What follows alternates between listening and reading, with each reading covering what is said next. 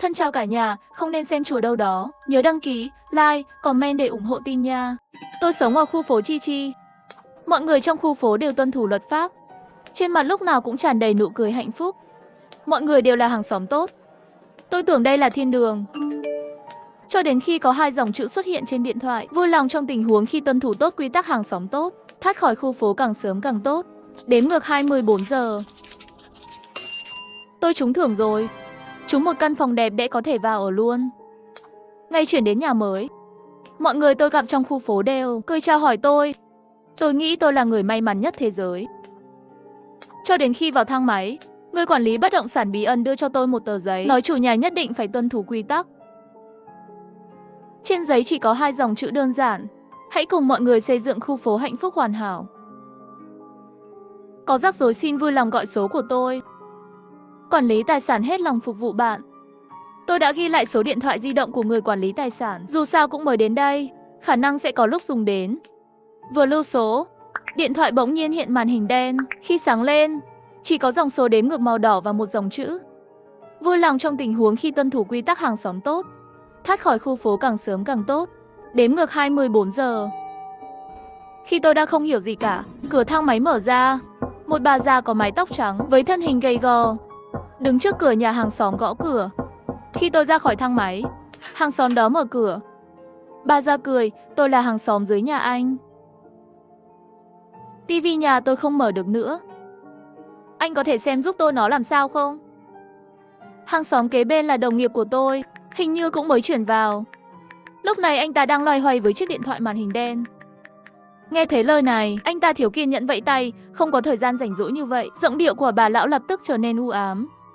Người đàn ông càng mất kiên nhẫn hơn, mắng: đồ điên, nhanh chóng cút đi, sau đó lập tức đóng rầm cửa lại.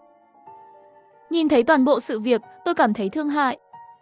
Tôi tiến lên 2 bước, thử hỏi: bà à, nếu không tôi sẽ giúp bà xem thử nhé. Lời vẫn chưa nói xong, trong cánh cửa đóng kín bỗng nhiên truyền đến tiếng hét vô cùng thảm thiết. Xung quanh là sự im lặng chết chóc, tiếng hét thảm thiết của đàn ông đặc biệt chói tai. Và cùng theo đó, giống như tiếng vật nặng liên tục rơi xuống đất. Tiếng hét của đàn ông ngày càng yếu đi. Cho đến khi mọi thứ trở lại sự yên tĩnh ban đầu, bà lão mới chậm rãi quay đầu. Bà ấy dường như không nghe thấy gì, trên mặt vẫn giữ một nụ cười nhẹ nhàng. Chỉ là những gì vừa xảy ra thôi, làm cho nụ cười này thật kỳ lạ. Được thôi, vậy làm phiền cô rồi. Cháu gái à, chuyện này đến quá đột ngột. Khi tôi tỉnh táo lại, tôi đã về đến nhà mình rồi. Tôi ngồi trên sofa, tôi cảm thấy vô cùng hoảng loạn. Trái tim sau đó mới bắt đầu đập dữ dội. Trong trường hợp vô thức, tôi đã giúp hàng xóm sửa tivi. Nhưng trước đây tôi không biết sửa tivi. Sau khi bà già nói xong câu đó, mọi thứ xảy ra giống như bị nhấn phím tăng tốc. Khi tôi ở trong đó, tôi không biết mình đang làm gì. Cho đến khi tất cả kết thúc và trở về nhà, tôi mới đột ngột rút khỏi trạng thái bị kiểm soát. Nhớ lại tiếng hét thảm thiết của phòng bên, tôi run rẩy giơ điện thoại lên. Nhìn vào gợi ý ở trên, và chỉ còn 23 giờ đếm ngược. Cuối cùng tôi đã nhận ra mức độ nghiêm trọng của vấn đề. Đây không phải là mơ, không phải diễn tập. Đây là một trò chơi lấy thời gian làm lợi thế. Hàng xóm của tôi sẽ dùng mọi cách chiếm thời gian của tôi. Một khi tôi đưa ra lựa chọn trái với tư cách là một người hàng xóm tốt, từ chối họ sẽ chết một cách khó hiểu như phòng bên cạnh. Nhưng nếu tôi đồng ý với yêu cầu của họ, dành thời gian với họ, thời gian đó sẽ bị nuốt chửng. Và tôi chỉ có 24 giờ. Nhìn đồng hồ đếm ngược màu đỏ trên điện thoại, bên tai dường như còn vang vọng tiếng hét thảm thiết của người đàn ông phòng bên cạnh. Nếu không thể thoát khỏi khu phố trong thời gian đếm ngược, sẽ có hậu quả gì? Tôi không dám nghĩ. Tôi hít thở sâu để bình tĩnh lại, đi đến cửa sổ và nhìn ra ngoài. Vừa rồi khi vào khu phố, trên đường qua lại đều là người. Bây giờ bên ngoài trống rỗng, chỉ có sự im lặng. Tôi nhìn về phía cổng khu phố. Muốn trốn thoát, đầu tiên phải thoát khỏi tòa nhà này. Ngay lúc này, chuông cửa vang lên. Bên ngoài là một phụ nữ, giọng nói rất nhẹ nhàng: hàng xóm mới, chúng tôi vì để chào đón bạn, đặc biệt tổ chức một bữa tiệc. Mau đến gặp mặt chúng tôi đi. Trái tim tôi run rẩy. Không khó đoán, nếu tôi đồng ý, bữa tiệc chắc chắn sẽ bị nuốt chửng trong vài giờ. Nhưng tôi có cách nào từ chối không? Chuông cửa lại vang lên lần nữa, giống như lời nguyền thúc giục đòi mạng. Không trả lời là hành xáo rất bất lịch sự đó. Thấy tôi lâu không trả lời, Giọng nói dịu dàng của người phụ nữ từ từ trở nên sắc bén. Tôi vội vàng hét lên, chờ một chút. Sắp tới rồi. Tôi cầm điện thoại, nhìn chằm chằm vào dòng số đếm ngược trên màn hình điện thoại. Mồ hôi tuôn như mưa, tôi phải làm gì? Lát sau, tôi nhìn chằm chằm vào điện thoại. Chớp mắt thật mạnh. Dường như có một biểu tượng ở góc dưới bên phải của màn hình điện thoại. Nếu không nhìn kỹ, nó gần như hợp nhất với màn hình đen. Đó là một biểu tượng hình dạng điện thoại. Là danh bạ điện thoại. Tôi lập tức mở ra. Danh bạ điện thoại chỉ có số của người quản lý tài sản tôi vừa lưu. Đây có thể là ngọn cỏ cứu mạng duy nhất của tôi. Sau 2 tiếng bíp, điện thoại được kết nối. Bên kia truyền đến âm thanh nhẹ nhàng, xin chào chủ nhà. Quản lý tài sản tốt hết lòng phục vụ bạn. Tôi nhanh tay nhờ giúp đỡ. Quản lý, anh có thể đến cứu tôi không? Bên ngoài có người đang gõ cửa. Cô ta muốn ép tôi đi dự tiệc. Xin lỗi, điều này thuộc loại hành xáo hàng xóm tốt. Tôi không thể giúp bạn giải quyết được. Giọng người quản lý vẫn nhẹ nhàng như thế. Trái tim tôi cảm giác bỗng nhiên như rơi xuống đáy. Người quản lý nói tiếp. Nếu không có vấn đề nào khác, hẹn gặp lại. Chờ đã, tôi còn một vấn đề nữa. Tầm nhìn của tôi hướng về thứ trên bàn. Đó là tờ giấy mà người quản lý đưa cho tôi lúc đầu. Nó nói, hãy cùng mọi người xây dựng một cộng đồng hạnh phúc hoàn hảo. Một suy đoán nảy sinh trong lòng tôi. Tôi sống ở khu phố Chi Chi. Mọi người trong khu phố đều tuân thủ luật pháp. Trên mặt lúc nào cũng tràn đầy nụ cười hạnh phúc. Mọi người đều là hàng xóm tốt. Tôi tưởng đây là thiên đường. Cho đến khi 2 dòng chữ xuất hiện trên điện thoại. Vui lòng trong tình huống khi tuân thủ quy tắc hàng xóm tốt. Thoát khỏi khu phố càng sớm càng tốt. Đếm ngược 24 giờ. Tiếp theo, một suy đoán xuất hiện trong đầu tôi. Thử mở miệng hỏi, các quy tắc xây dựng cộng đồng hoàn hảo là do bạn đặt ra phải không? Quản lý ngập ngừng, không phải tôi. Tôi lập tức hỏi tiếp, vậy có nghĩa là bạn cũng phải tuân thủ theo quy tắc này, đúng không? Tất cả bắt đầu từ câu này. Tất cả chúng ta phải tuân thủ quy tắc này. Nếu người quản lý không phải là người tạo ra quy tắc, vậy thì anh ta cũng giống như chúng tôi, không thể xáo phạm quy tắc này. Lúc sau, truyền đến giọng nói run rẩy từ phía đối diện. Vâng, tôi cũng phải tuân thủ. Tôi bỗng nhiên hiểu ra. Từ từ nở nụ cười, vậy tốt quá rồi. Bây giờ tôi muốn khiếu nại bạn. Lời vừa nói ra, quản lý lập tức hoảng sợ, đừng mà. Đừng khiếu nại tôi. Tôi nhíu mắt, nghiêm túc nói, bây giờ tôi rất không hài lòng với sự phục vụ của bạn. Trước khi bạn có thể cho tôi một số gợi ý. Ví dụ, làm thế nào tôi có thể từ chối lời mời và yêu cầu giúp đỡ của hàng xóm? Người quản lý run rẩy trả lời. Bạn có thể dùng quy tắc để từ chối, giống như điều cô vừa làm với tôi. Nhưng nhất định phải có lý do. Nếu không từ chối thất bại, cho dù xáo phạm quy tắc, thời gian trừng phạt sẽ tăng thêm. Tôi gật đầu vì mọi chuyện đúng như dự đoán. Điều này đòi hỏi tôi phải nắm chắc một mức độ. Tôi bắt đầu nghi ngờ, trong tòa nhà có 10 mấy hàng xóm. Nếu họ đều muốn chiếm thời gian của tôi, làm sao tôi có thể nghĩ ra hàng chục lý do để từ chối? Bạn sẽ không lừa tôi phải không? Người quản lý vội vàng giải thích, không. Trên thực tế, bạn cũng có thể đi tìm những người hàng xóm mà bạn đã giúp đỡ. Chỉ cần bạn đã giúp họ, họ phải đồng ý với một yêu cầu của bạn. Đó là tất cả những gì tôi có thể nói. Thật đấy, rất tốt. Bây giờ tôi hài lòng với dịch vụ của bạn rồi.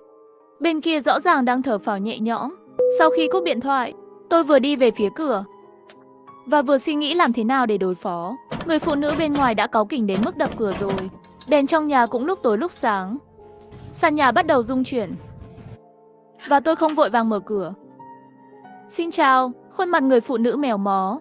Trong khoảnh khắc khi tôi mở cửa, nhanh chóng lại trở lại như bình thường. Cô ta cười nhẹ một tiếng, sao bây giờ mới mở cửa? Sao rồi, bạn muốn đi dự tiệc sao?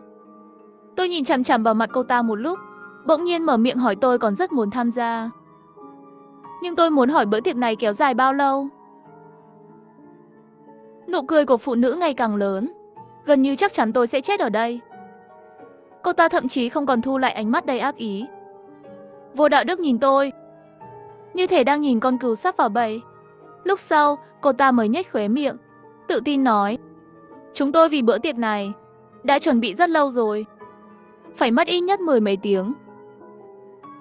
Hơn 20 tiếng cũng có thể. Mắt tôi tối sầm.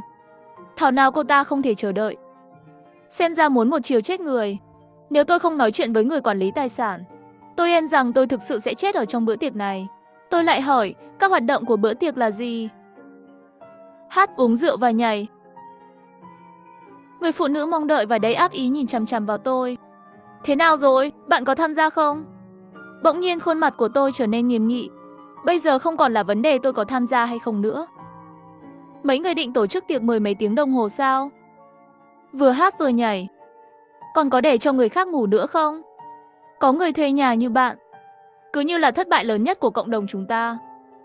Bỗng nhiên người phụ nữ mở to mắt. Sợ hãi nhìn tôi. Không. Tôi không có, tôi nói sai rồi. Vài tiếng. Chỉ vài tiếng thôi. Tôi thúc ép, bạn đổi giọng, bây giờ đã vô dụng rồi. Ngay từ đầu bạn đã quyết định tổ chức tiệc suốt đêm. Nghĩa là bạn là một người ích kỷ, là người không có đạo đức công cộng. Có hàng xóm như bạn. Làm thế nào chúng ta có thể xây dựng một cộng đồng hạnh phúc hoàn hảo? Mày, người phụ nữ tức giận muốn xông lên. Che miệng tôi lại, nhưng giây tiếp theo, dường như cô ta bị nhấn nút tạm dừng. Cả người đứng im tại chỗ. Mắt cô ta đầy sợ hãi, miệng thì mở ra. Khô khan nói, tôi không có đạo đức công cộng. Tôi là một người hàng xóm tôi nên chết. Cô ta không dừng lại, quay người chạy về phía cửa sổ. Mở cửa sổ và nhảy xuống.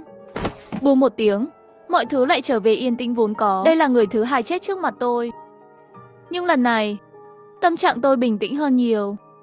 Tiếp theo sẽ có nhiều hàng xóm muốn dùng đủ loại cớ để đưa tôi vào chỗ chết. Miễn là tôi muốn sống, không thể mềm lòng. Ngay bây giờ, tôi phải nhanh chóng tìm được bà già mà tôi đã giúp đỡ, nhờ bà ta thoát khỏi rắc rối. Nghĩ vậy, tôi bước nhanh xuống lầu. Tôi không dám đi thang máy, sợ có sự thay đổi bất khả kháng nào. Vừa lên đến tầng 13, chỉ thấy cửa đối diện nhà bà già mở ra. Một người phụ nữ mặc tạp dề, trên tay cầm thìa đảo nồi, mỉm cười với tôi. Không đợi cô ta nói, tôi lao lên. Chị hàng xóm, vừa nhìn đã biết chị nấu ăn rất giỏi. Có rảnh chúng ta cùng ăn cơm nhé. Nhưng hôm nay có thể không tốt lắm.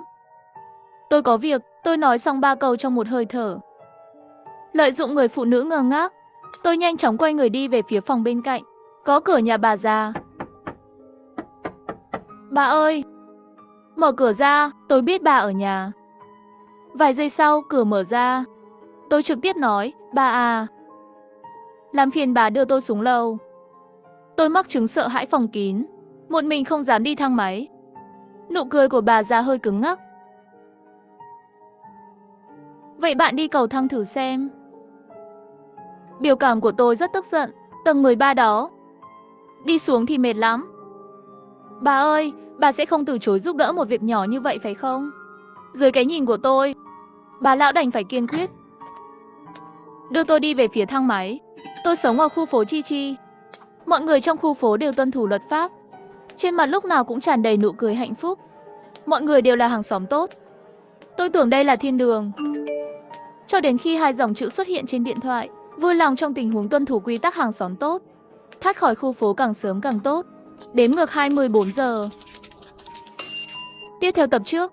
Sau khi vào thang máy, tôi kiên quyết nhấn nút tầng 1. Nhưng thang máy xuống tầng 2 thì dừng lại. Cửa thang máy mở ra. 4 hộ gia đình trên tầng 12 đứng gọn gàng ở lối vào thang máy. Họ không chớp mắt, với nụ cười hoàn hảo trên khuôn mặt. Không cần đoán cũng biết bọn họ đang chờ tôi. Chào hàng xóm mới. Tôi không hoảng hốt, nắm lấy cánh tay bà già. Cũng mỉm cười và ngắt lời họ. Xin lỗi, hàng xóm, tôi có hẹn rồi. Nụ cười của 4 người lập tức cứng đờ. Khi tôi đang tương tác với một người hàng xóm khác, họ không thể tham gia giữa chừng. Đây là lý do tôi phải để bà già đưa đón tôi. Cửa thang máy từ từ đóng lại. Qua khe hở, tôi thấy họ tức giận, mặt méo mó và bàn tay bồn chồn. Nếu không có quy tắc ràng buộc, họ sẽ xông vào và xé xác tôi. Thang máy sẽ dừng ở mỗi tầng. Bên ngoài có tối đa 10 người. Họ có nụ cười giả tạo, mắt tham lam chờ đợi tôi, nhưng chỉ có thể nhìn cửa thang máy đóng lại. Có một điều khác biệt trên tầng 8. Một người đàn ông đầu trọc trong khoảnh khắc cửa thang máy đóng lại la hét muốn xông vào, nhưng không đợi tôi phản ứng. Các quy tắc đã xử phạt người hàng xóm không thân thiện này. Tôi ngẩng đầu lên, cố gắng bỏ qua hình ảnh kinh tởm trước mắt. Cho đến khi thang máy dừng ở tầng 1. Tích một tiếng, cửa mở, tôi ra khỏi thang máy. Cười với bà già. Nếu không đi cùng cháu một đoạn nữa. Bà già vẫy tay mệt mỏi, tôi già rồi. Đừng làm phiền tôi nữa. Tôi cười 2 tiếng, đi ra ngoài. Bên ngoài vẫn là một khoảng lặng chết chóc. Bãi cỏ và cây xanh, dường như tất cả đều được đính kèm một lớp mỏng màu xám trắng. Tôi nhìn xuống điện thoại. Đếm ngược 22 giờ. Có vẻ như còn rất nhiều thời gian. Nhưng tôi không bỏ cuộc. Có một khoảng cách từ đây đến cổng. Ai biết điều gì sẽ xảy ra. Bỗng nhiên, một giọng nói vang lên cách đó không xa. Chị là chủ nhà mới phải không? Tôi nhìn về phía âm thanh. Hóa ra là một cô bé khoảng 7-8 tuổi. Mắt cô bé sợ hãi. Cô bé đứng sau một cái cây, không dám lại gần. Lần đầu tiên tôi thấy cô bé đó hơi quen. Nhưng tôi không thể nhớ mình đã nhìn thấy cô bé ở đâu. Trong khi đó, hướng khác, cũng đi đến một người đàn ông tóc trắng mặc vesti. Người đàn ông tóc trắng dường như cũng bị sốc không nhỏ. Sắc mặt hoảng hốt, tôi thử hỏi, các bạn cũng là người vừa trốn thoát. Hai người đồng thời gật đầu. Tôi nhìn lên số tòa nhà. Tổng cộng 25 tòa nhà, chỉ có 3 người chúng tôi sống sót. Tôi tự giới thiệu mình trước. Tên tôi là Chi Chi, 23 tuổi, tôi trốn khỏi tầng 14. Cô bé tên là Vu Tiểu Vũ, năm nay 7 tuổi, là từ tầng 6. Người đàn ông tóc trắng tên là Chu Vi, 37 tuổi, là người duy nhất thoát khỏi tầng 3, thế mà chỉ có tôi là từ hơn 10 tầng thoát ra ngoài. Hai người nhìn về phía tôi, ánh mắt họ thêm một phần kinh ngạc. Chu Vi nghi ngờ nhìn tôi. Tôi từ tầng 3 trốn ra ngoài như sắp bị lột một tầng ra, làm sao cô thoát khỏi tầng 14 được? Tôi họ nhẹ một tiếng, giải thích cho hai người cách trốn thoát của tôi. Cả hai còn sốc hơn nữa, con có thể gọi cho người quản lý sao? Vu Hiểu Vũ lấy đồng hồ trẻ em ra. Hóa ra thực sự có một nút gọi. Nếu gặp khó khăn, các người có thể học lời của tôi. Yêu cầu người quản lý tài sản giúp đỡ. Hai người đều gật đầu. Chúng tôi cùng nhau đi đến cửa. Quan sát cẩn thận trên đường đi. Sợ hàng xóm nào đó bỗng nhiên xuất hiện. Ngay khi chúng tôi có thể nhìn thấy cánh cổng, bỗng nhiên một giọng nói phát ra từ phía sau chúng tôi. Có ai giúp không? Lưng chúng tôi lạnh buốt, bước nhanh hơn về phía cửa. Nói 3 người các người đó, những người hàng xóm tốt của tôi, các người không được đứng ngoài nhìn chứ. Giọng nói phía sau bắt đầu trở nên chói tai. Chúng tôi bắt buộc phải dừng lại. Đó là một cô gái xinh đẹp với mái tóc xoăn. Cô ấy thấy chúng tôi quay lại, lập tức lộ ra nụ cười, đi vài bước đến chỗ chúng tôi, những người hàng xóm tốt của tôi. Con chó của tôi mất rồi, các bạn có thể giúp tôi tìm không? Tôi nhìn xuống điện thoại. Đếm ngược 21 giờ 40 phút. Hai người kia trao đổi ánh mắt. Chuyện tìm chó nói lớn không lớn, nói nhỏ không nhỏ. Nếu thật sự không tìm thấy, cô ta cũng không trách chúng tôi. Tôi bước lên phía trước, vậy mất cần bao lâu? Chúng tôi còn có hoạt động khác nữa. Người phụ nữ cau mày, các bạn có hoạt động gì? Vu Tiểu Vũ bên cạnh tôi thì thầm. Bài tập ở trường của cháu. Bảo em quét rác gần khu vực. Chú và chị gái ở đây để giúp cháu. Đây là một đóng góp cho cộng đồng, phải không? Nói xong Vu Tiểu Vũ trộm nhìn tôi một cái, dường như muốn được công nhận. Tôi gật đầu ngay lập tức. Chúng tôi đang đóng góp cho cộng đồng. Người phụ nữ bất mãn bĩu môi, được thôi. Tối đa 3 giờ. Được rồi, tôi thở phào nhẹ nhõm. Trong khoảnh khắc chúng tôi gật đầu, mọi thứ được nhấn phím tua nhanh. Khi chúng tôi tỉnh táo lại, ba chúng tôi đã đi vòng quanh khu phố mấy vòng rồi. Đếm ngược trên điện thoại cũng biến thành 19 tiếng. Chúng tôi không tìm thấy con chó, hai tay không đến trước mặt người phụ nữ. Chúng tôi đi được rồi chứ? Người phụ nữ đảo mắt, lộ ra nụ cười thân thiện, có gì gấp chứ? Tôi trì hoãn các bạn lâu như vậy, tôi cũng nên mời các bạn ăn một bữa. Đến nhà tôi nào, tôi sẽ làm sủi cảo cho các bạn. Tập tiếp theo, sắc mặt Chu Vi cứng đờ, không cần đâu. Chúng tôi không đói, chúng tôi đều biết mục đích của người phụ nữ. Cô ta muốn dùng lý do này lừa ba chúng tôi trở lại tòa nhà. Đến lúc đó chúng tôi muốn trốn thoát một lần nữa sẽ chỉ càng khó khăn hơn. Mặc dù các quy tắc cho phép sử dụng sự giúp đỡ của chúng tôi, đổi lại một lần đáp ứng yêu cầu. Nhưng vì lần trước chúng tôi không thành công trong việc giúp cô ta tìm thấy con chó, cho nên không tính. Bây giờ chúng tôi đang rất thụ động. Tiểu Vũ vội vàng nói, gì? Chúng cháu phải ra ngoài quét rác. Nếu không lát nữa trời sẽ tối. Nụ cười của phụ nữ không thay đổi, đừng sợ. Sau bữa tối, tôi sẽ cùng các người dọn rác.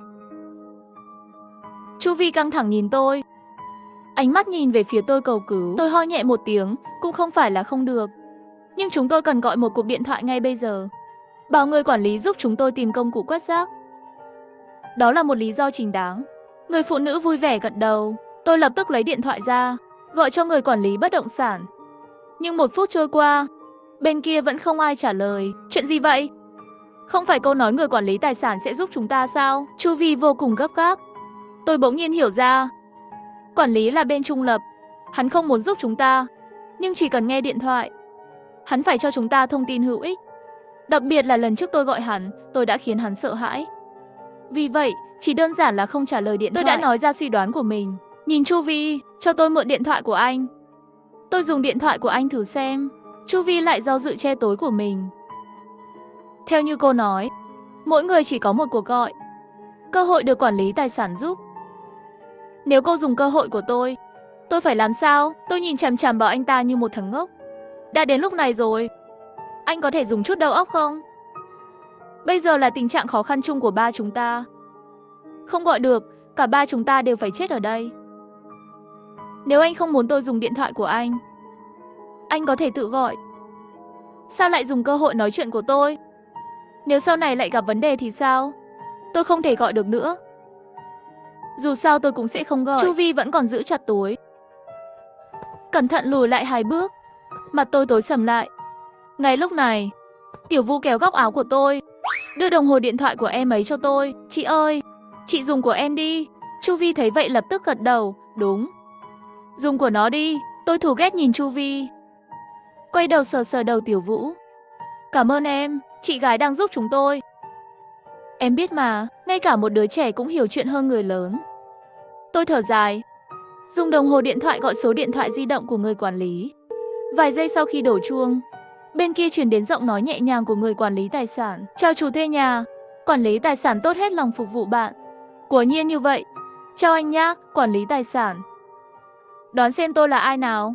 Bên kia im lặng trong 10 giây. Mới có tiếng cười ngượng ngùng, hóa ra là cô à. Ha ha, vừa rồi tôi đang bận. Thật xin lỗi. Không nhận được cuộc gọi của cô. Cô gọi điện thoại có vấn đề gì không? Tất nhiên, tôi liếc mắt, nhìn về phía người phụ nữ chọn chúng tôi ở không xa. Tôi hạ giọng, mở miệng nói, hàng xóm của tôi mời chúng tôi đến nhà cô ta ăn cơm. Làm sao tôi có thể từ chối? Người quản lý thở dài. Tôi không có cách nào mà, điều này thuộc loại hành xáo hàng xóm tốt.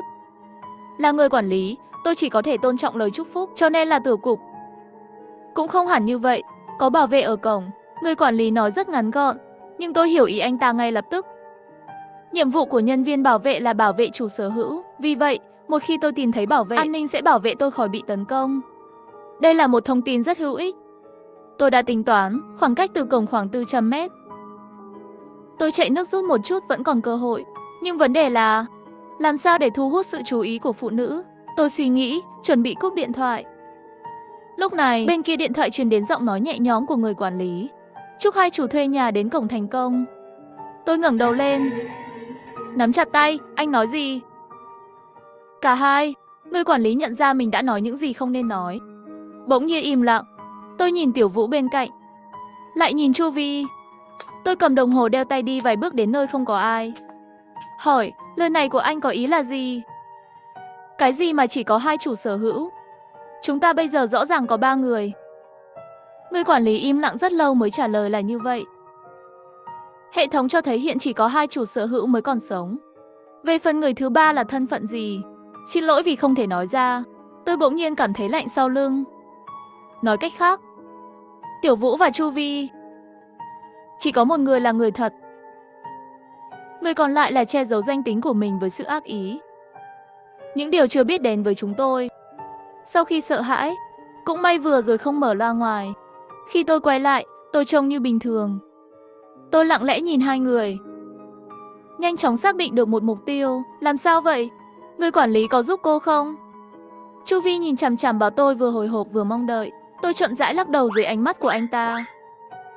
Quản lý mặc kệ tôi.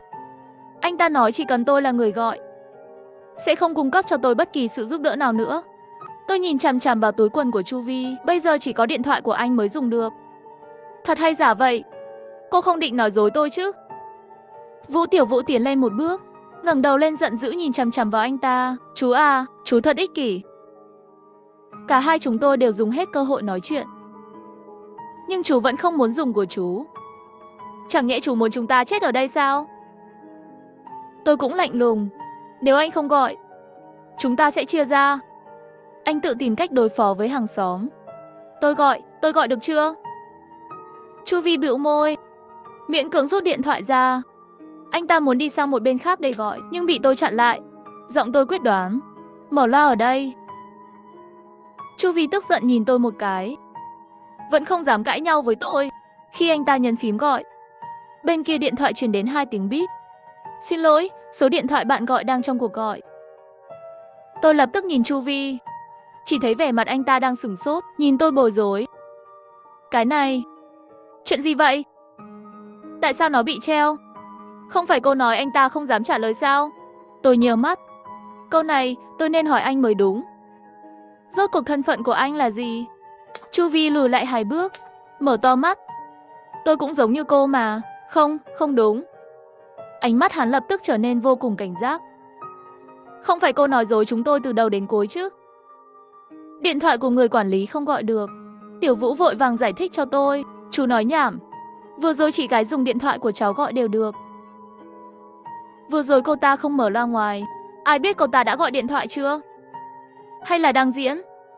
Tôi nghĩ cô đang cố giết chúng tôi. Tôi không nói lời nào, nhìn Chu Vi biểu diễn. Chờ hắn nói xong, người phụ nữ chờ đợi đã rất thiếu kiên nhẫn, bước nhanh về phía trước. Sao vậy? Đến nhà tôi ăn cơm không? Chu Vi mím môi không dám nói chuyện. Tôi bình tĩnh mở miệng, chúng tôi muốn đi ăn cơm. Nhưng nếu để cô gói sủi cảo một mình thì chậm lắm. Chúng tôi dự định gọi một người để gói cùng cô. Chờ các cô làm xong sủi cảo rồi, chúng ta cùng nhau ăn cơm nhé. Người phụ nữ sửng sốt, do dự một chút. Cũng được.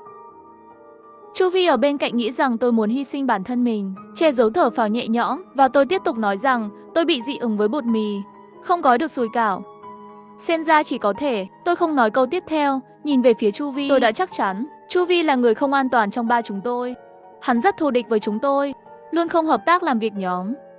Và chỉ khi hắn ta gọi điện thoại cho người quản lý, bị cúp máy thôi. Nếu hắn ta là một chủ sở hữu mới khác, quản lý tuyệt đối không dám cúp điện thoại. Vậy sự thật chỉ có một.